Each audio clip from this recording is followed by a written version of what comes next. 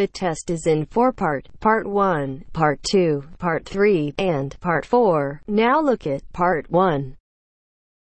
Part 1. When Mark and Jane arrived in Edinburgh, they discovered that Mark had left his camera on the train. At the Lost and Found office, he has to fill in a lost property form. First, you have some time to look at questions 1 to 4.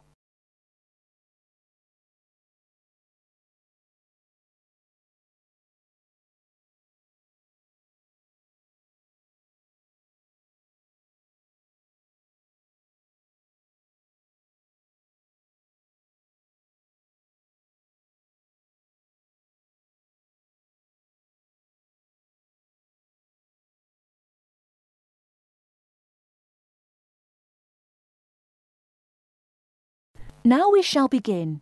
You should answer the questions as you listen, because you will not hear the recording a second time.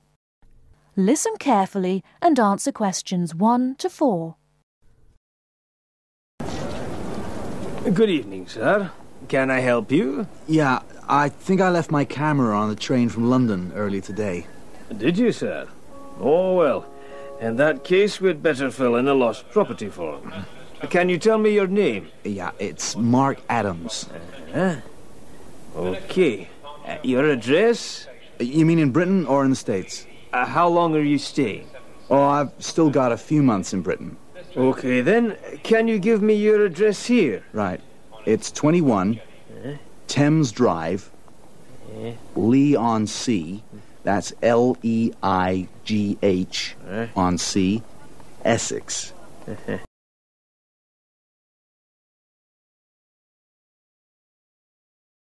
Before you hear the rest of the conversation, you have some time to look at questions 5 to 10.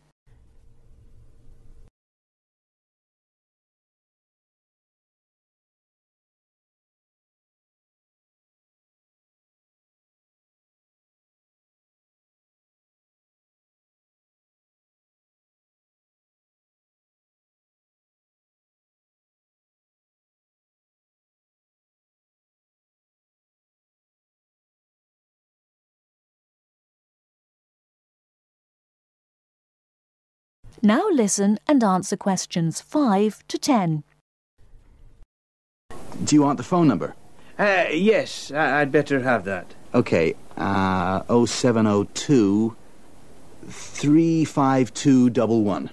Thanks. And you say it was a camera. What make and model? It's a Ricoh. Ricoh. How do you spell that? Ricoh. Okay, got that.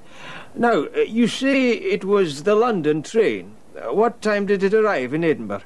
At 4:55 this afternoon. Exactly on time.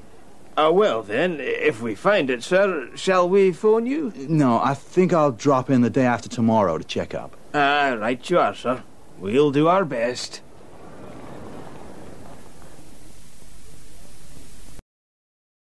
That is the end of Part 1. You now have half a minute to check your answers.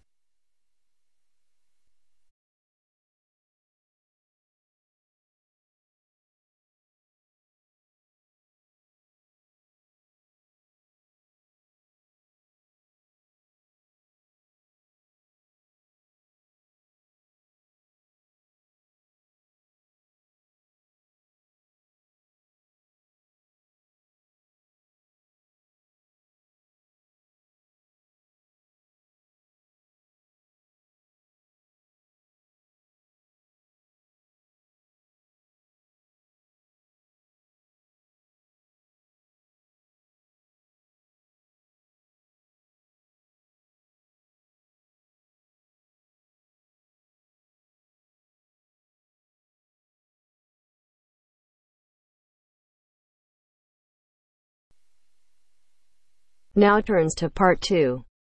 Part 2. You will hear a flight attendant talking to passengers on an airplane. First, you will have time to look at questions 11 to 15.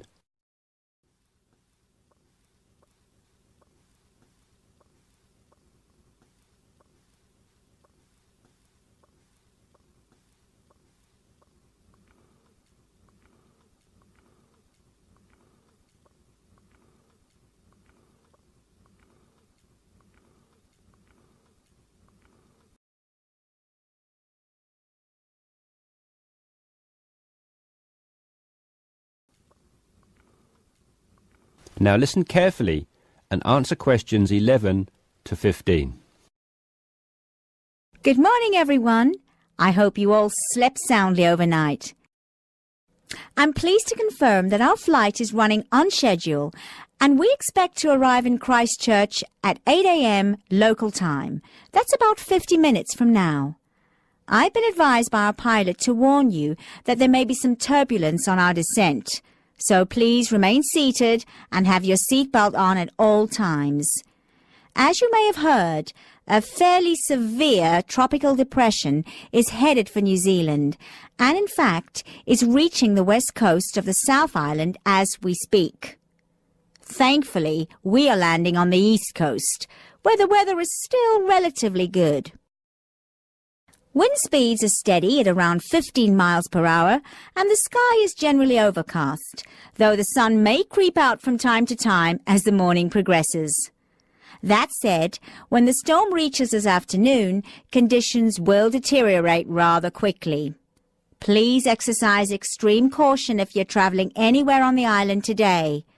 As I said, the storm has already made landfall on the west-northwest coast, and we're getting reports of high seas and very strong winds of around 75 miles per hour, with gusts up to 110 in Collingwood. Heavy and thundery rainfall is also being reported there.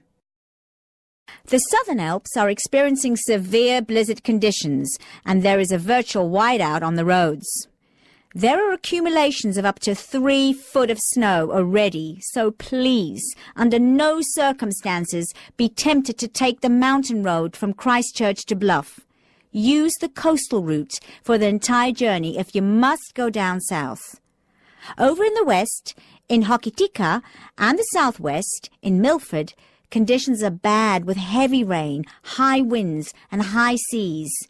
In fact, several tornadoes were reported in Hokitika and also in Lewis, which is slightly further inland. Also inland, on the northern edge of the Southern Alps, Arthur's Pass should be avoided at all costs. Roads are closed due to the heavy snowfall. Kaikoura has reported wind speeds of 45 miles per hour, with occasional gusts a bit stronger, but so far it has escaped the heavy rain. At present, it is windy and cloudy there. Before you hear the rest of the discussion, you have some time to look at questions 16 to 20.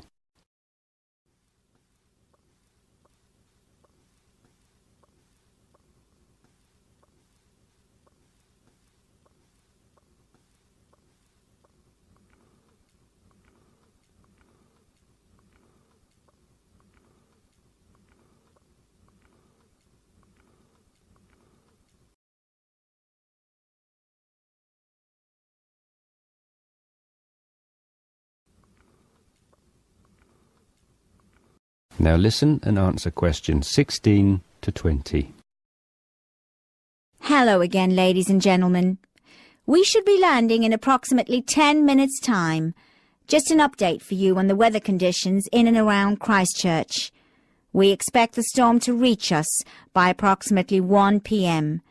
Town officials are closing all roads out of town as conditions are simply going to be too dangerous, with the risk of falling trees and flying debris too high. Roads will have officially been closed for 30 minutes by the time we land at 8 a.m.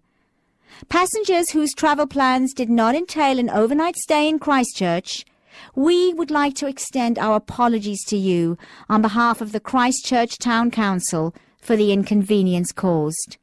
However, it is in the interest of safety that these steps have been taken. Those of you without accommodation should go straight to our customer service desk at the airport, where a council official will be waiting to take you to temporary shelters in the town. Those of you who are staying in Christchurch should go to your hotel and follow the instructions of staff there. It may yet be necessary to evacuate you down to the shelters as well. This decision will be made by hotel staff who are monitoring the situation very carefully. The storm has made a direct hit on the island. The storm eye is expected to arrive in Christchurch at about 4 p.m. after which a brief period of calm will be experienced. The western wall of the storm will then hit at approximately 4:30, and the extreme winds and heavy rain should have improved by about 7 p.m. All roads will be reopened from 9 p.m. onwards. However, we're advising people to refrain from driving unless absolutely necessary, as conditions will be extremely hazardous with a risk of flooding everywhere. Flash flooding is a real danger for the valley towns of the south in particular, as mountain rivers and tributaries have already swelled to record levels. High winds have already caused massive power cuts in West Coast towns, and a string of major tornadoes have caused havoc across the Midlands. If at all possible, stay in Christchurch until tomorrow morning, when the clean-up will begin. And, above all, stay safe. That is the end of part 2. You now have half a minute to check your answers.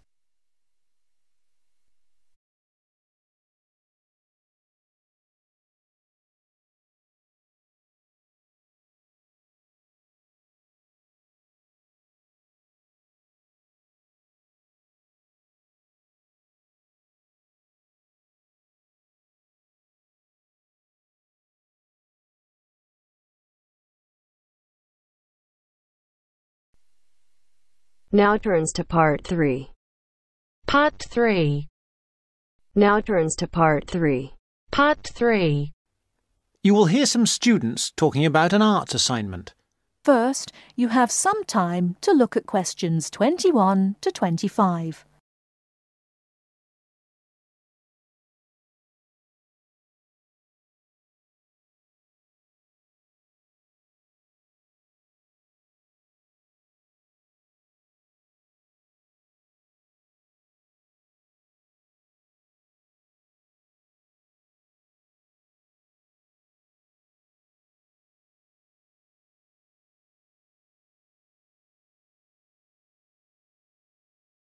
Now, listen carefully and answer questions 21 to 25.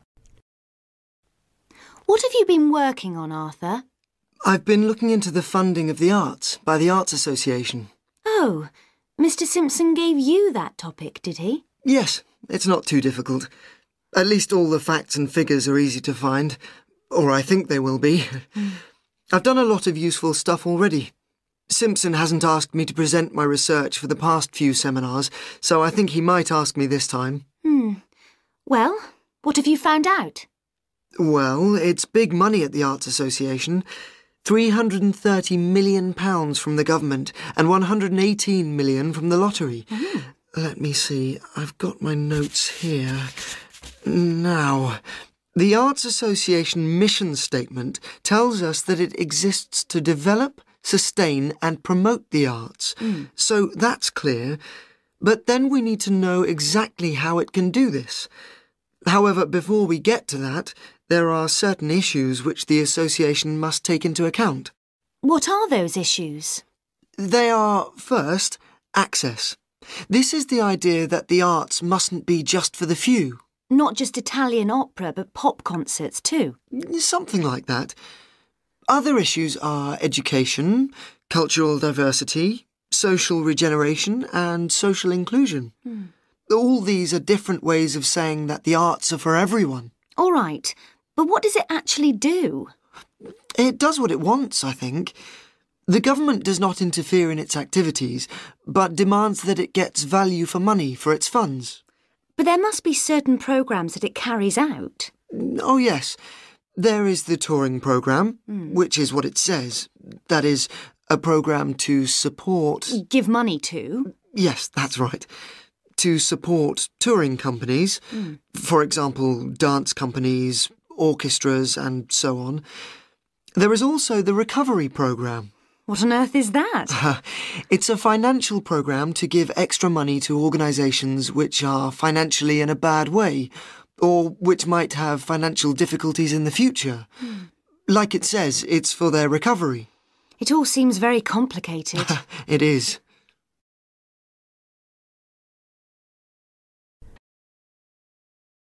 Before you hear the rest of the talk, you have some time to look at questions 26 to 30.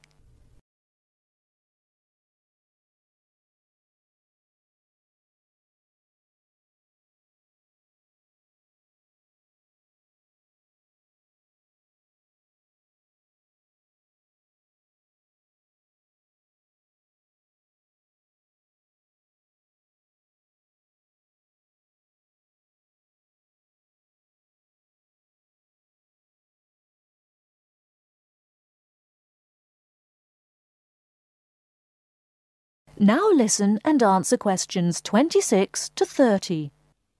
Did you get any information on the reading for the other half of our work? Yes, I did. You mean the Art and Society module? Yes. Yes. I met Simpson himself as we were waiting for a train at Norchester Station, so I managed to ask him. Any luck? Yes, I've got the notes I took here. Oh. He told me, of course, to start with Greenberg, who covers contemporary art and the up-to-the-minute movements in America. It's about the modern movements, really. As far as the economic impact of art is concerned, a basic text is the Parliamentary Report on Art and the UK Economy. This gives lots of monetary facts and figures, but the figures are not very satisfactory, as, of course, a lot of the information is confidential and can't be published. Art Now, Art Wow by someone called Dennison sounds exciting, and is about how art and artists are created, presented for buyers, and sold in the US. It's about the whole trade in art as a phenomenon. Like a product? Like washing powder? Yes, that's the idea of the book, anyway. And there's another one here. Oh, yes, by someone called Hampton. It's a book called American Art, which Simpson says is full of discussion on the relationship of art to the other aspects of culture, such as film, television, books, and so on. Popular culture, I suppose. Not just popular. Culture of all sorts, I imagine. Finally, for the spiritual and more abstract aspects of art, he recommends Art and the Mind of Modern Man by Frick. It's sort of about how art relates to how we think. He did have lots of other recommendations, but luckily his train arrived before he could move on to them. These seem enough to me. Yes, they're a good place to start. We will be busy. That is the end of part 3. You now have half a minute to check your answers.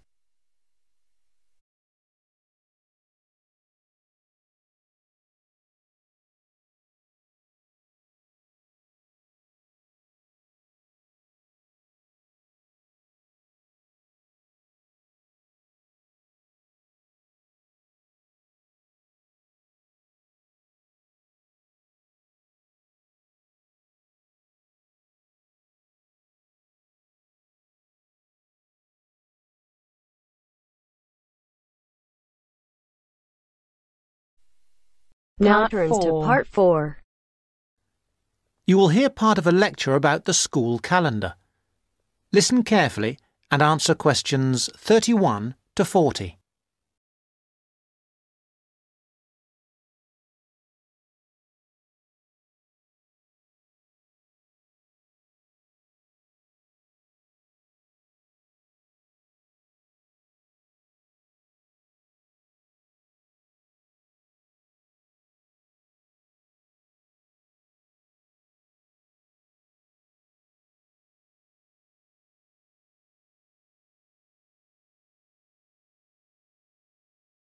Now listen carefully and answer questions 31 to 40.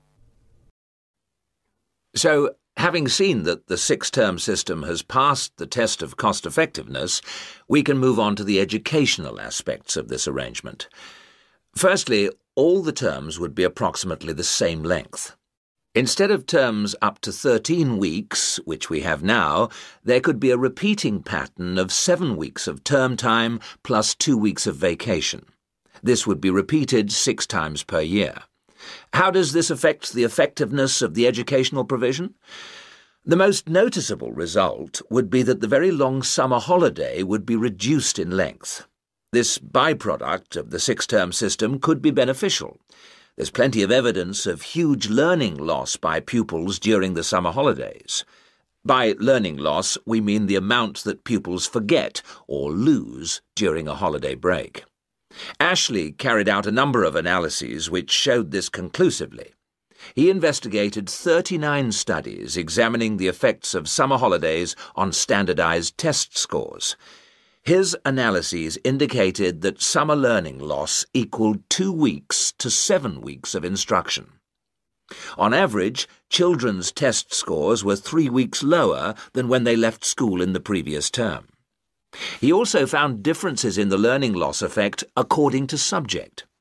The subjects he analysed were reading, writing and maths, and he found that the effect was greatest in maths and reading. Furthermore, although all social groups experienced roughly similar learning loss in the field of maths, the studies found that disadvantaged children showed even greater losses in reading skills.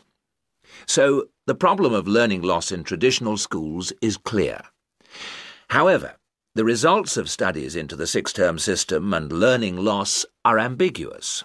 Marchmont found that pupils in six-term schools maintained their test scores after the shorter holiday period. This is certainly an improvement on the traditional system where, as we have seen, pupils perform worse after the summer break.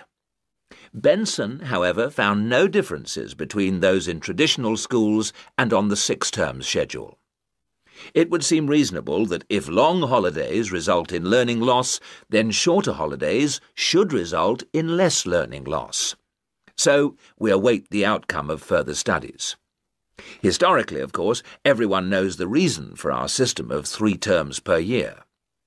In days when agriculture was of much greater importance in our working lives, it was essential that the children helped with the harvest. Later on, this changed, and more people moved into the towns.